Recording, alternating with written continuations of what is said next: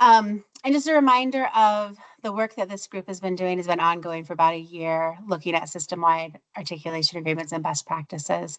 And we are here today to share that work, bring you up to speed on where we are today, and really set the stage for feedback to help ensure that we have a really solid shared consensus on best practices for transfer across our system. I'm going to turn it over to Cindy, and she's going to sort of set the stage for our larger vision and hopes for this work and feedback today. And we'll dig into the presentation. Thank you all for being here. Go ahead, Cindy. Hi, everyone. I'm Cindy Larson. I'm the Chief Academic Officer at Southwest Tech. As the final WTCS college to offer AA and AS degrees, we're the newbies to the world of transfer, and we lean on the wisdom of those of you who came before, some of you who are real powerhouses of transfer. We're grateful for your wisdom and your collaboration as we continue to learn. We've also had the privilege for the last 3 years of participating in the Aspen Unlocking Opportunities research study. And during that study, we received individual coaching and opportunities to collaborate with 9 other colleges across the U.S., learning more about promoting postgraduate outcomes, including transfer strategies. So, as you know, clear articulation agreements and ongoing engagement with those key transfer partners are so important to strong student outcomes. Bachelor's attainment and seamless transfer pathways matter to students, to our communities, and our state. At Southwest Tech, as in each of our WTCS colleges, we continuously scan the postgraduate success data, identifying programs in which our graduates earn a low wage that is transformed by bachelor's completion. So at our college, 3 really key programs are our Animal Science, Human Services Associate, and our Early Childhood Education programs. So we focus very much on them for promotion of bachelor's attainment.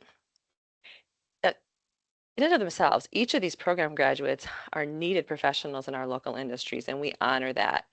However, these jobs don't reliably yield family-sustaining wages.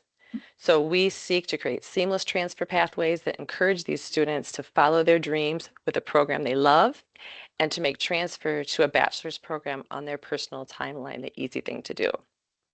So today, we invite you to reflect on a partially fictionalized student success story and to frame the work that we do today in terms of Sarah's story. So as you listen, please jot down some notes about strengths and synergies you'd like to celebrate or grow with your own teams as we collaborate to create strong processes across the WTCS that drive seamless transfer. So this is Sarah. Sarah applies to the Early Childhood Education program as a first-generation college student. And during her initial admission meeting, her advisor talks with her about the wages she can expect as an ECE graduate and asks Sarah if she's considered transferring for a bachelor's degree in education following graduation. Well, at this point, Sarah does not feel confident or even that she's not sure she belongs at college and can't imagine herself at a university. She doesn't yet see herself as the kind of person who becomes a K-12 teacher. But Sarah's advisor works really closely with the ECE instructors, and she's highly aware of the best transfer partners and the best articulation agreements for her college's ECE students. So she talks with Sarah about the wages and benefits Sarah can expect as a K-12 educator and explains the supports and contacts Sarah will receive throughout her ECE program, all designed to support a transfer decision after graduation. So Sarah starts to feel safe and she'll be able to imagine herself heading down that path. Sarah and her advisor review Sarah's academic map to ensure that the general education courses she selects align with those of that preferred transfer partner. And this is easy because her college has already streamlined their general education course offerings and tuned those offered in the ECE program to align with the best transfer partner's curriculum. That streamlining occurs and is maintained because Sarah's program instructors and college advisor meet regularly with the transfer advisor and the professors at the university to ensure a 4-year pathway and a 60 plus 60 credit configuration. And it's on those criteria that best transfer partner status is determined on students' bachelor's completion, high credit transfer, and postgraduate outcomes. And those data are reviewed yearly, and any decline in outcomes are explored and addressed. Sarah's financial advisor helps her build a financial budget that includes the costs of school and life while at her WTCS college and her university. Sarah knows it's expensive. She pretty much knows exactly how expensive it's going to be, but she knows the wages and benefits she'll eventually earn. And that clarity reduces her anxiety and her mental load and improves her learning and engagement.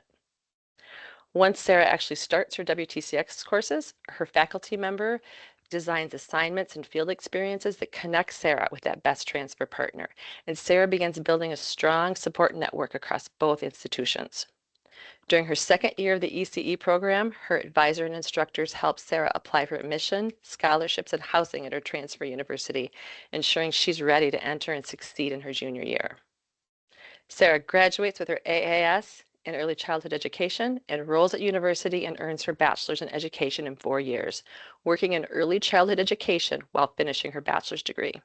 She becomes a strong and impactful kindergarten teacher in her hometown who successfully leads a campaign to develop an early childhood education program within that K-12 organization. And each of Sarah's children subsequently earns their bachelor's degrees.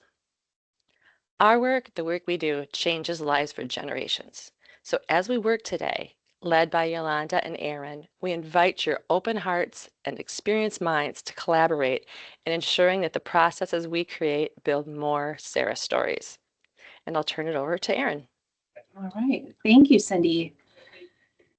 So to start off today, we really wanted to highlight the goals for today's presentation, but really it's more than that. It's really about establishing, the goals for this first iteration of this handbook of articulation and transfer that we're going to share today, but also just kind of the goals for, our general collaboration amongst all WTCS institutions to really strengthen that 2 to 4 year transfer within the state of Wisconsin. We're really looking to ensure that Sarah's story is really the predominant story that you find at all of our campuses across the state. So goals include introducing a framework that aspires to create a seamless transfer system within the state of Wisconsin. We'd like to reinforce the need to develop a transfer process that generates successful bachelor's degree attainment, and really looking to improve clarity, consistency, and momentum for institutions and the students that they support. And with that, we'll kind of transition into the overall content that's part of this proposed handbook. Really looking to, I think that Crystal, if you have it available, if you could share it in the chat. There's also a QR code here if that is easier for you.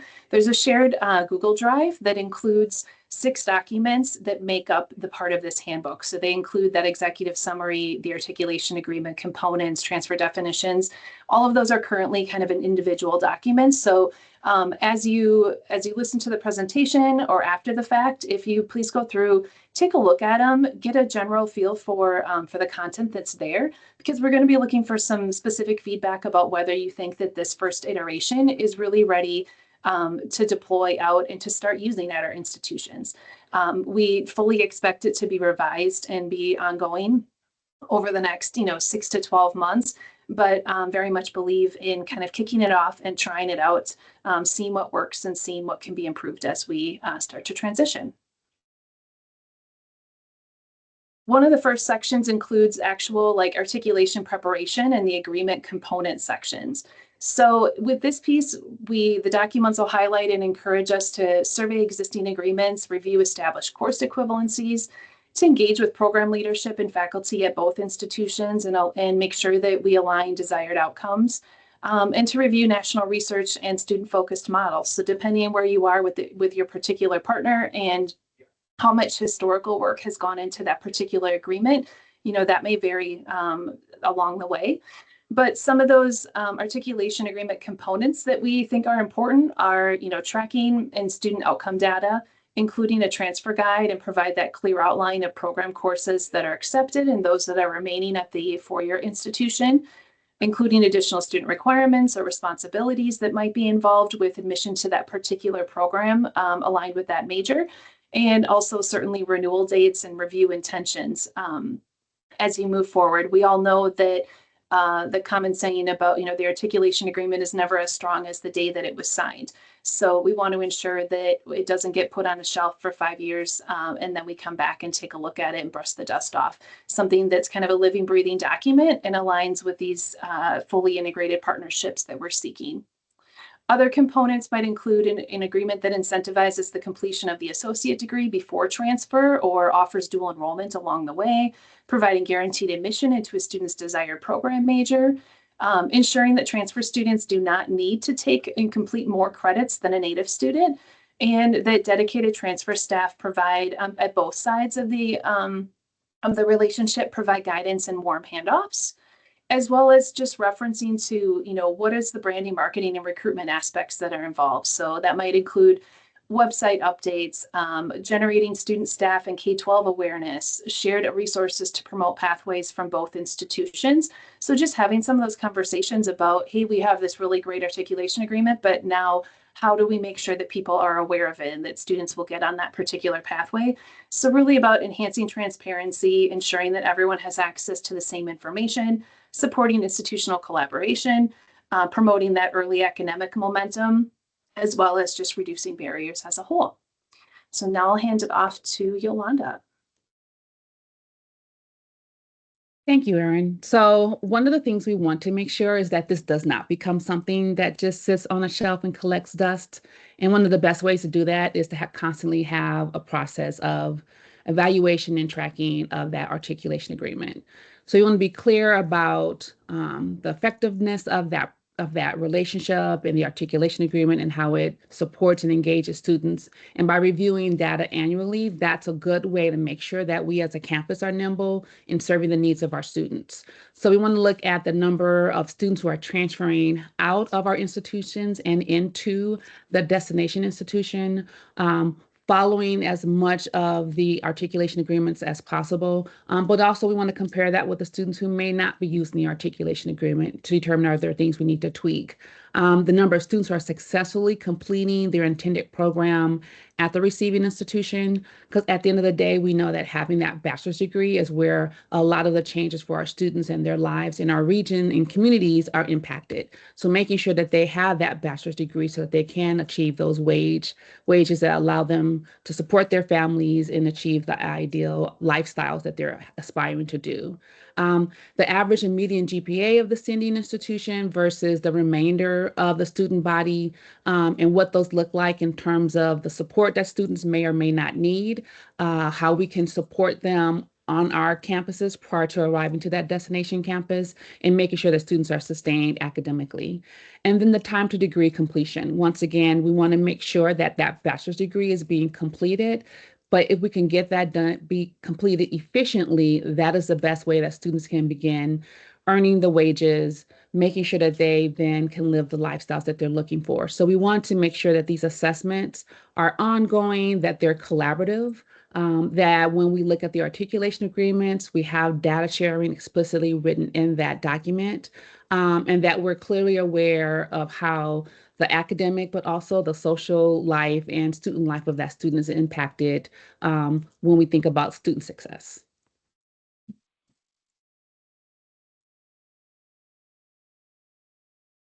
So when we're developing the articulation agreements and we're looking at assessing the data, the partnership that we have with our colleges and universities is extremely key. And we want to make sure that we are approaching this in a way that is systematic, that builds and maintains a very strong relationship and provides us an opportunity to enhance those partnerships.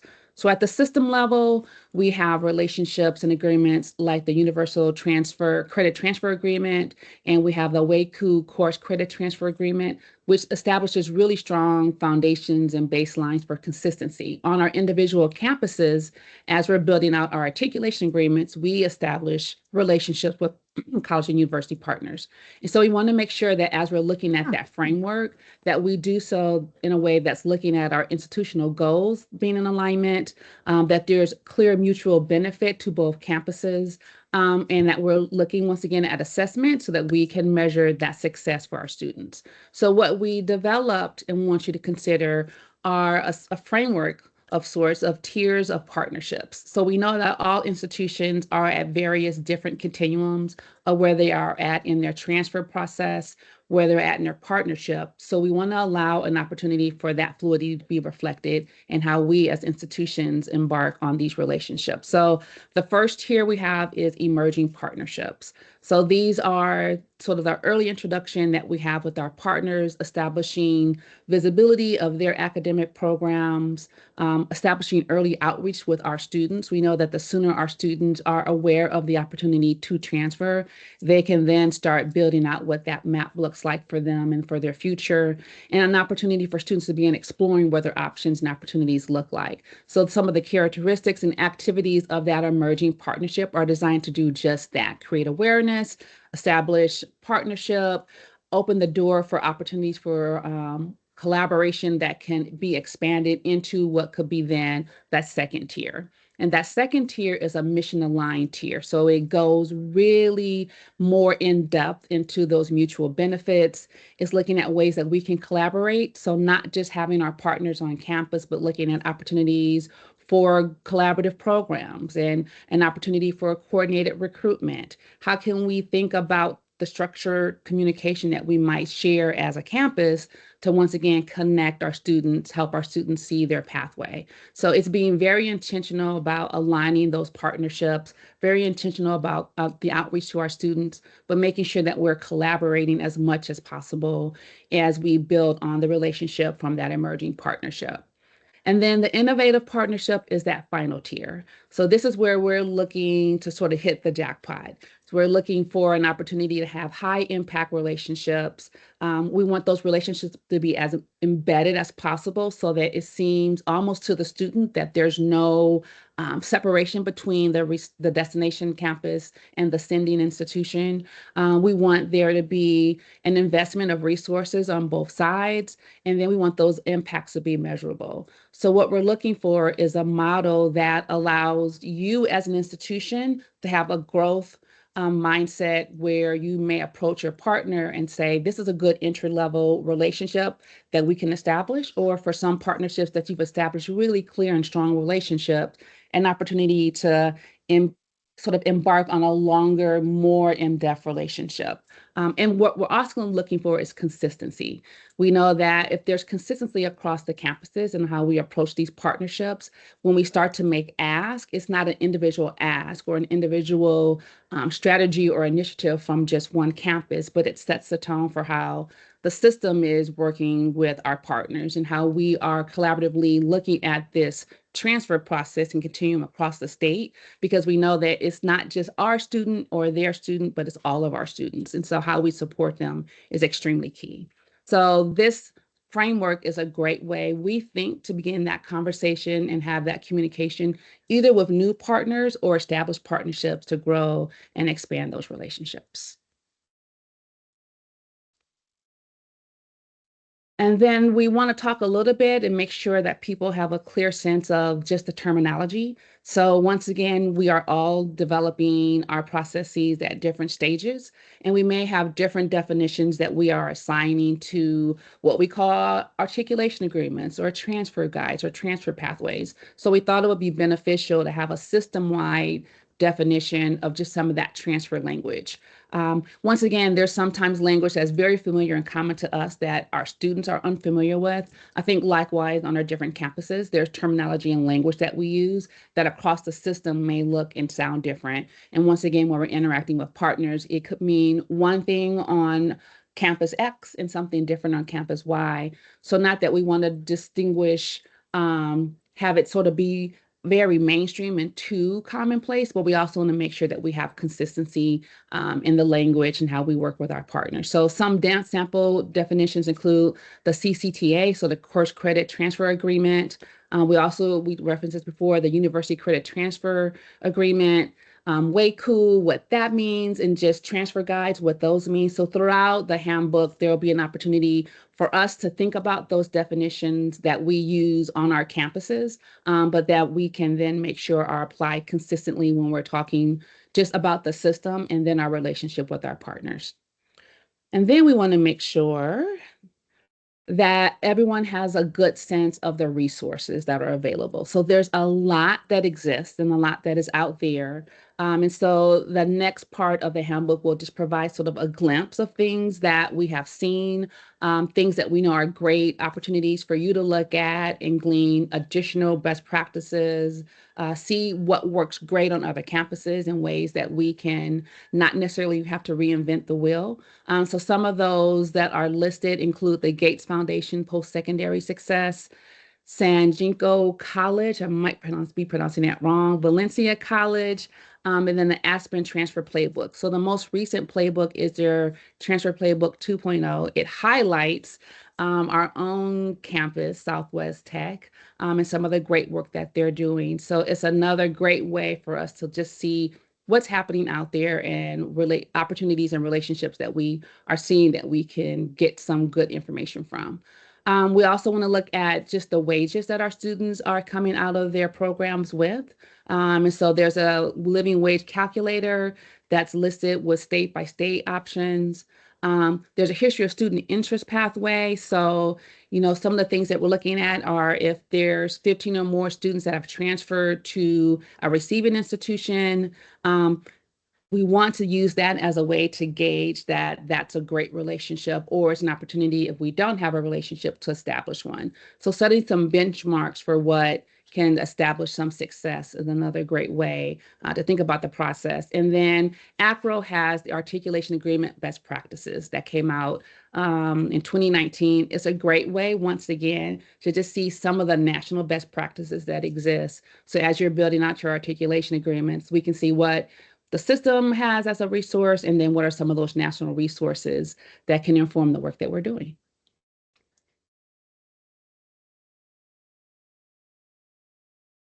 So for our timeline, is that you, Erin, or me? I think it's you. Sure, I'll jump in.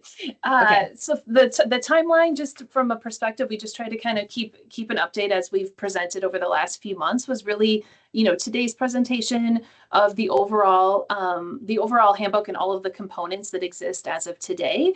And really looking at the next 2 weeks, Crystal is going to send a survey out with a connection to not only the documents that were shared in the chat, but also a survey, so that at a minimum, at least if one person from your institution can respond and give us a little bit of feedback on individual components, but also kind of an overall vote, if you will, about your comfort level with the framework as it exists and the handbook as it exists today.